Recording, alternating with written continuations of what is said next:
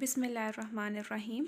Last video में एक overview दिया था जर्नल मैंने कि case control cross sectional cohort studies की क्या होता है, इसमें कौन सी हम किस तरह सैम्पलिंग करते हैं, इनको बेस्ट टू यूज़ कब है, कब हम यूज़ करते हैं, कौन सी एसोसिएशन मेजर्स हम इनमें देखते हैं, और केस कंट्रोल में और कोहार्ट में कौन सी टाइप ऑफ बायस आती है, ये हमने देखा था। हम केस कंट्रोलर को हार्ट की जो थोड़ी कैलकुलेशन है वो देख लेते हैं, और ऑड्स रेशियो और रिलेटिव रिस्क कैसे फाइंड करना है हमने ये देखना है। केस कंट्रोल स्टडी को हम रेट्रोस्पेक्टिव स्टडी भी कहते हैं। जैसे मैंने आपको बताया था कि इसमें हम इफेक्ट से कॉज की तरफ मूव करते हैं। रेट्रोस्पेक्टिव स्टडी, रेट्रो का मतलब होता है बैकवर्ड डायरेक्शन में जाना, तो ये रेट्रोस्पेक्टिव स्टडी होती है, हमने इफेक्ट से कॉज की तरफ जाना है। और इसमें कौन सी डिजीज़ को हम करते हैं स्टडी जो बहुत रेयर हो, तो इफेक्ट है डिजीज़ से हमने कॉज यानी उसके रिस्क फैक्टर की तरफ जाना होता है। इसमें ऑड्स रेशो हमने मेजर करनी है। एसोसिएशन जो रेशो इसमें मेजर होती है वो होती है ऑड्स रेशो, OR। और ऑड्स रेशो का ही दूसरा नाम है क्रॉस प्रोडक्ट रेशो। ये बहुत इंपॉर्टेंट MCQ है कि ऑड्स रेशो को ही हम क्रॉस प्रोडक्ट रेशो कहते हैं, या फिर ऑड्स रेशो की जगह कभी कभी उन्होंने क्वेश्चन में लिखा होता है कि हमने क्रॉस प्रोडक्ट रेशो आपने मेजर करनी है। Cross product as the name indicates के क्रॉस में हमने लेना, प्रोडक्ट हम कहते थे मल्टीप्लिकेशन को, तो क्रॉस प्रोडक्ट। अब जब भी हमने ये टेबल बनाना है 2x2 का, इसको मुझे यहाँ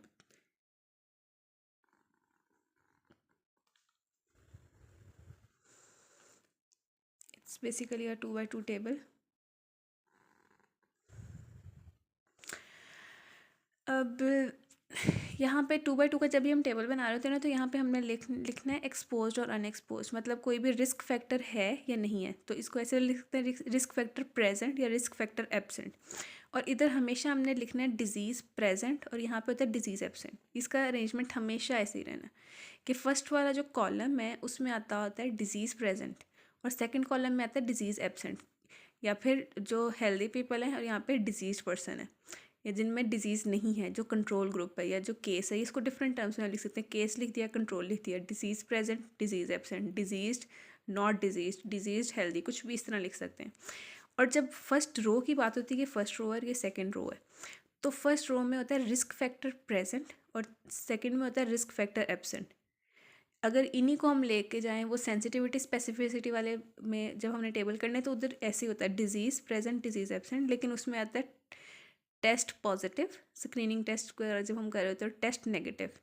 और इसमें होता है exposed to risk factor not expose, ऊपर हमेशा एक्सपोज्ड आएगा, नीचे नॉट एक्सपोज, या ऊपर आएगा रिस्क फैक्टर प्रेजेंट, यहाँ पे रिस्क फैक्टर एब्सेंट। मैं दोबारा रिपीट कर देती हूँ।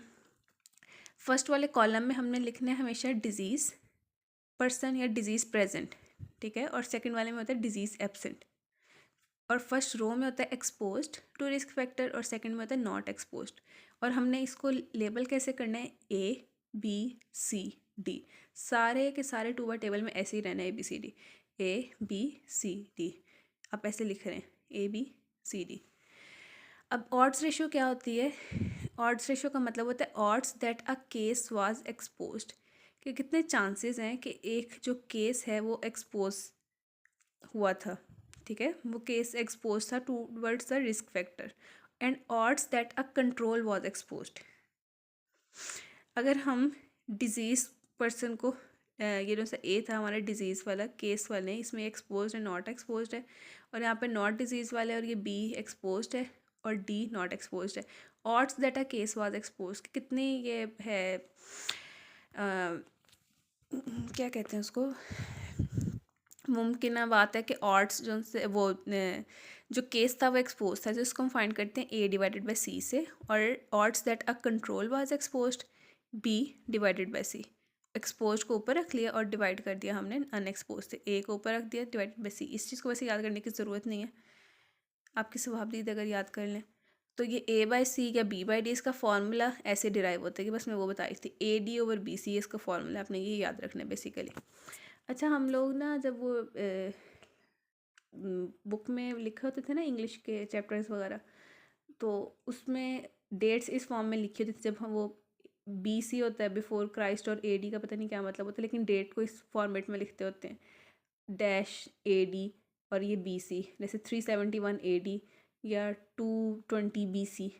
तो ये डेट्स के फॉर्मेट होते हैं, इससे मैंने याद रखा था। ये निमोनिक मैंने अपने लिए बनाया था AD डिवाइडेड बाई BC, मैंने इससे इसको याद रखा हुआ है क्योंकि ये भूल जाते हैं हर जगह ABC होना है। तो ये AD and BC odds ratio. अब इंटरप्रेट इसको कैसे करना है हमने, अगर ऑड्स रेशो ग्रेटर देन 1 आए, इसका जो आंसर है, तो increase frequency of exposure among the cases. इसका मतलब होगा कि जो डिजीज लोग हैं ना वो ज़्यादा एक्सपोज थे, जो केसेस हैं उसमें एक्सपोजर ज़्यादा है। ऑड्स रेशो 1 के इक्वल है तो कोई चेंज ऑफ फ्रीक्वेंसी नहीं है, एक्सपोजर या नॉन एक्सपोजर में कोई डिजीज़ की फ्रीक्वेंसी चेंज नहीं है, सेम ही है। ऑड्स रेशो लेस देन 1 हो तो इसका मतलब है डिक्रीज फ्रीक्वेंसी ऑफ एक्सपोजर होगी जो डिजीज लोग हैं ना उनके अंदर। तो अगर ग्रेटर देन 1 होगी तो जो केसेस हैं, जो डिजीज़ लोग हैं, उनके अंदर एक्सपोजर ज़्यादा होगा। और अगर सेम है तो वो इक्वल एक्सपोजर है, कोई इतनी चेंज इन फ्रीक्वेंसी नहीं है। और अगर ऑड्स रेशो लेस देन 1 है तो एक्सपोजर्स के अंदर, या वो एक्सपोजर जो सा है वो डिजीज़ लोगों के अंदर कम था, उसकी वो इतनी कोई फ्रीक्वेंसी नहीं है, फिर उससे इतना कोई कोरिलेट नहीं कर रहा वो। That was all about case control study. अब ये जो सारी चीज़ हमने की है, इसके जो क्वेश्चंस है ना उसमें ये बार बार अप्लाई करेंगे। क्वेश्चंस में बाद में कराते हैं, मैं इसको बेसिक समझा दूँ और तब ये बाद में चीज़ें रिपीट हो जाएंगी। होप सो इंशाल्लाह। अगर अभी नहीं समझ आई तो तब आ जाएगी। तो हमने ये काफ़ी ज़्यादा टेबल्स बनाने, 4-5 क्वेश्चन तो इसके केस कंट्रोल से आए हुए हैं। फिर हम ये ऑड्स रेशो भी देखेंगे, उसको इंटरप्रेट भी करेंगे। नेक्स्ट आता है कोहार्ट स्टडी। कोहार्ट स्टडी होती है प्रोस्पेक्टिव स्टडी, कि हम इसमें फ्यूचर देख रहे होते हैं। इससे मैंने कॉज से इफेक्ट की तरफ जाना होता है। और ये उन चीज़ों के लिए होती है, कब यूज़ करते हैं हम, कि जब कोई रिस्क फैक्टर रेयर हो। ये मैंने लास्ट टेबल में आपको बताया था, लास्ट वीडियो में भी। और ये फॉरवर्ड स्टडी होती है। अच्छा, कोहार्ट ना बैकवर्ड भी हो सकती है और एम्बीवर्ट भी हो सकती है, मतलब बोथ डायरेक्शन में। मोस्टली ये क्या है, प्रोस्पेक्टिव है, कॉज से इफेक्ट की तरफ जाती है। और रेट्रोस्पेक्टिव कोहार्ट होती है, वो बैकवर्ड जाती है। रेट्रोस्पेक्टिव कोहार्ट और केस कंट्रोल स्टडी में क्या डिफरेंस होता है कि हमने सपोज कि यहाँ पे था हमारा कोई भी जो वो हमने स्टार्टिंग पॉइंट था ना, अगर हम उससे जाएं बैकवर्ड तो ये होती है केस कंट्रोल स्टडी। और अगर हम इससे जाएं फॉरवर्ड तो ये होती है कोहार्ट स्टडी। अगर ये प्रोस्पेक्टिव थी, रेट्रोस्पेक्टिव कोहार्ट क्या था कि केस कंट्रोल में भी बैकवर्ड गए। अब कोहार्ट अगर रेट्रोस्पेक्टिव हो तो उसमें हमने इस पॉइंट से बैकवर्ड भी जाना है और दोबारा इधर वापस भी आना है। इसको हम कहते हैं रेट्रोस्पेक्टिव कोहार्ट। लेकिन अगर केस कंट्रोल की बात करें, वो रेट्रोस्पेक्टिव स्टडी है वो भी, लेकिन उसमें सिर्फ हम इस पॉइंट तक जाते हैं, उसमें ये नहीं कि हमने स्टार्टिंग पॉइंट पे वापस आना है। और एम्बीवर्ट कोहार्ट क्या होती है कि उसमें रेट्रोस्पेक्टिव भी जाना है हमने और प्रोस्पेक्टिव भी जाना है, बोथ डायरेक्शंस में जाना है। अब कोहार्ट स्टडी में हम रिलेटिव रेशो रिस्क रेशो देखते हैं, रिलेटिव रिस्क RR से हम कहते हैं। इसका फॉर्मूला आता है incidence among exposed divided by incidence among non exposed. Attributable risk में होता है incidence among exposed minus incidence among non exposed divided by incidence among exposed. और इसको मल्टीप्लाई बाय 100। और पॉपुलेशन एट्रीब्यूटेबल रिस्क में क्या होता है, incidence in total population minus incidence among non exposed divided by incidence in total population. इसमें population का word आ गया तो ऊपर वाले फॉर्मूला में हमने हर जगह पॉपुलेशन लगा दी। इंसिडेंस अमंग टोटल पॉपुलेशन और इंसिडेंस अमंग नॉन एक्सपोज और इंसिडेंस अमंग टोटल पॉपुलेशन, वो इसमें हमने वैसे कर दिया, बाकी मल्टीप्लाई बाय 100 सेम रहा है। अब इनके भी हम काफ़ी ज़्यादा करेंगे, क्वेश्चन आगे सॉल्व, फार्मूलाज बार बार रिपीट होंगे तो वो इंशाल्लाह याद हो जाएगा। मेन चीज़ क्या थी कि कोहार्ट में हम रिलेटिव रिस्क या रिस्क रेशो देखते हैं, एट्रीब्यूटेबल रिस्क देखते हैं और पॉपुलेशन एट्रीब्यूटेबल रिस्क देखते हैं। नेक्स्ट वीडियो में हम एक्सपेरिमेंटल स्टडीज़ और ये सारा कंप्लीट करके फिर क्वेश्चंस की तरफ मूव करते हैं इंशाल्लाह।